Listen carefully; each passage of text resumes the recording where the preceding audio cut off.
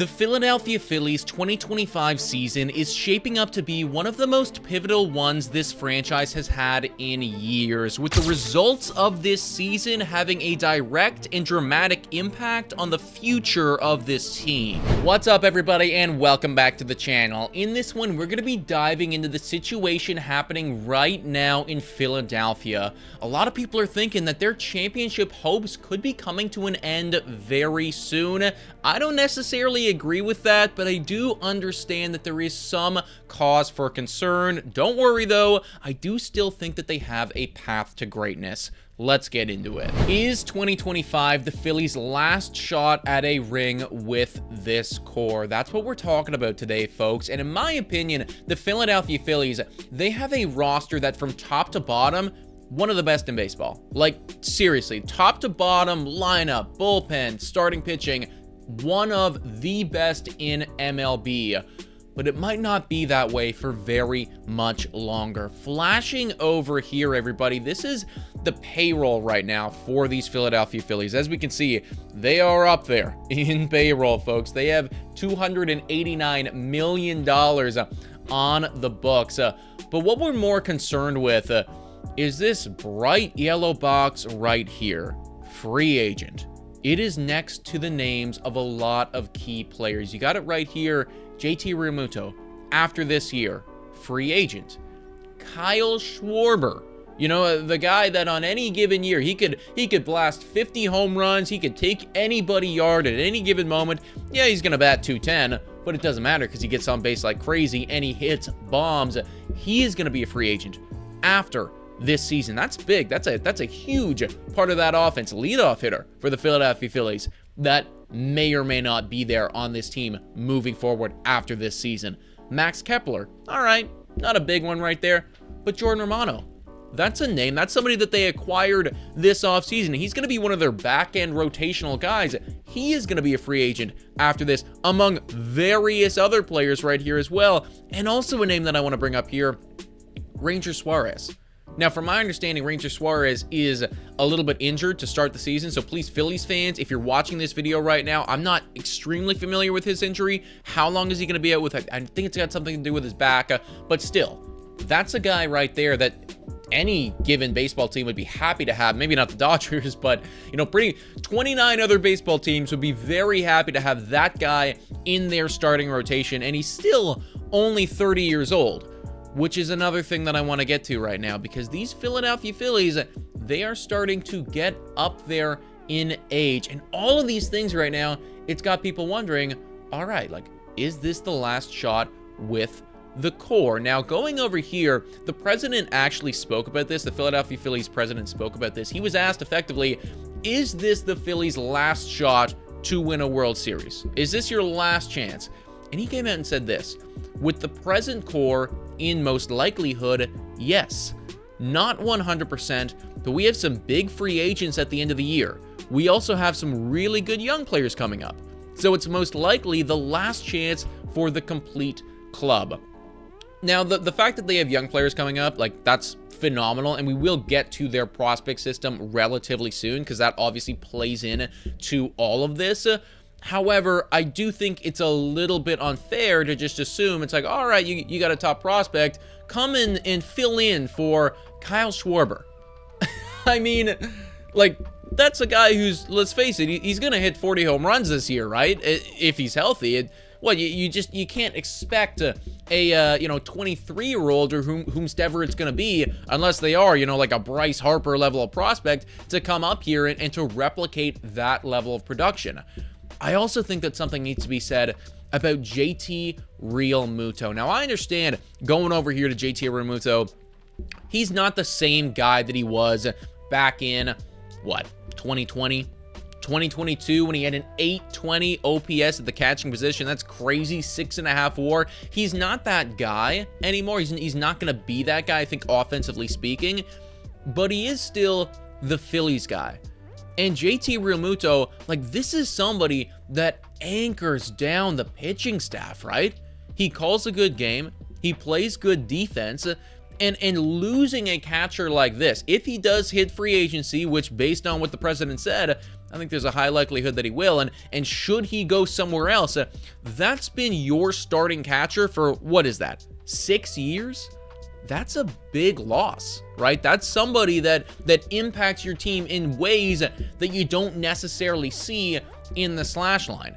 Now, they do have right now this guy right here. I really wasn't super familiar with him until I started diving into the Philadelphia Phillies right here. So please, Phillies fans, let me know what you think about this guy. But we got Rafael Marchand right here. And again, 26 years old, looks to be very promising. He had an 811 OPS in his very small sample size in the MLB so far in 111 at-bats. So, quality 111 at-bats, but still, 111 at-bats when you're talking about somebody like a JT Realmuto who's been in the league forever. And, the guy is like, I don't know if he's a future Hall of Famer or anything like that, but, one of the best catchers in baseball for several years now. Like, you're just not going to get that depth of wealth or experience with somebody like Rafael right here. And looking over at the Phillies' top prospects right here, they got a couple good ones. They definitely do. Like, I think they have 4 or 5 in the top 100 of all of baseball. So they got some good prospects for sure. But number 4 right here, he's a catcher. He's not expected to come up until 2028. Well, what are we going to do for the, 2 years of interim time where JT Realmuto isn't on this team and this kid's not ready? So that is where a lot of people are coming right now when they're wondering if this is the last chance right now that the Phillies have at winning a World Series. I brought it up earlier, and I do think that it is also tied into all of this, but there's the age factor too.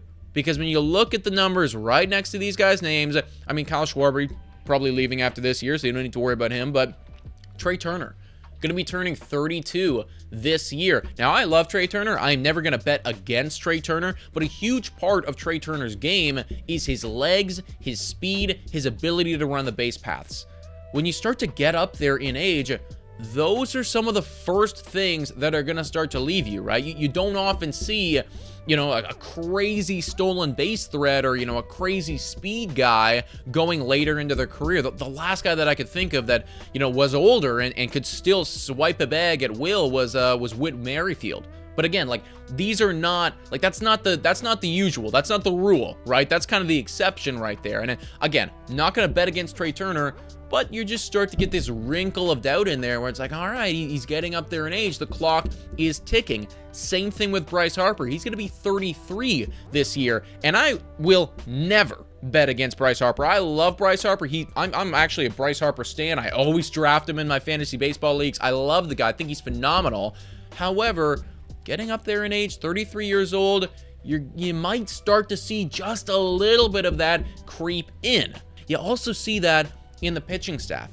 Zach Wheeler is going to be 35 this year. That actually kind of caught me off guard. He's going to be 35 this year, and whilst he is still phenomenal, there is going to come a time eventually, sooner rather than later, where the fall off starts to happen. Aaron Nola is going to be 32 this year, and they might be losing Ranger Suarez as well. So all of these things compiled together, you are getting these critics coming out and saying, oh gosh, it's the Phillies' last chance. This is it. Everything like that. Now, I don't think that this is the Phillies' last shot. I'm going to be very clear right here. This isn't a hate video on the Phillies or anything like that. I actually love the Phillies. I think that they're probably one of my favorite teams other than the Toronto Blue Jays, who I am, a massive fan of. But I love the Phillies. I love how they've constructed their team. I really like the individual players that they have on their roster. However, I do think that this year, 2026, this season right now, it's not their last chance to win a World Series, but it might be their best chance to win a World Series in the next coming years.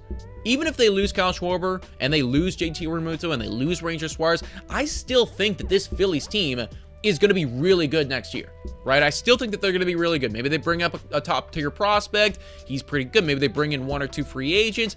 It's not going to it's going to supplement the losses of Schwarber and Realmuto and all those other guys, but maybe you band-aid it a little bit. I still think this team's going to be really good.